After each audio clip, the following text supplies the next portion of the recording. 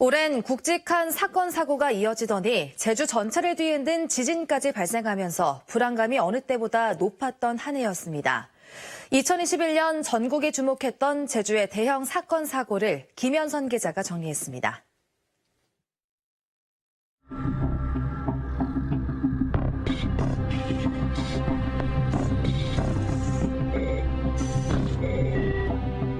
지난 14일 오후 5시 20분.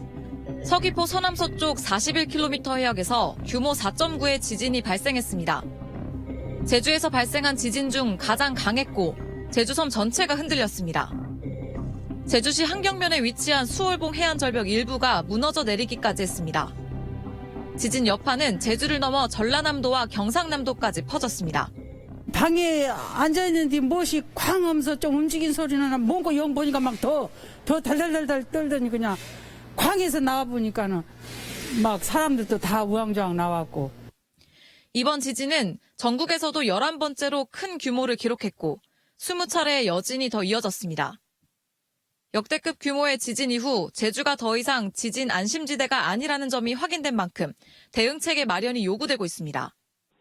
잔지진들이 많아지게 되면 큰 지진도 증가한다라는 그런 지진학적인 어떤 특성이 있는데요. 큰 여진이 발생할 수 있다라는 사실을 염두에 두고 지진에 대한 대응 태세를 갖추는 것이 필요합니다. 지난 4월 대형 화물차가 인근 버스 정류장을 덮치면서 교통사고가 발생했던 제주대학교 입구 사거리입니다. 이 당시의 사고는 아직도 아찔한 기억으로 남아 있습니다. 516도로 내리막길을 내려오던 8.5톤 대형 화물차가 버스와 버스 정류장을 그대로 덮칩니다. 이 사고로 3명이 숨지고 59명이 다치며 다수의 사상자가 발생했습니다. 사고를 낸 화물차 운전자는 항소심에서 금고 5년에 벌금 20만 원을 선고받았습니다. 제주자치도와 제주경찰청은 사고 재발 방지를 위해 산간도로에서 4.5톤 이상 대형 화물차의 통행을 제한했습니다. 올해도 제주에서는 강력범죄가 잇따랐습니다.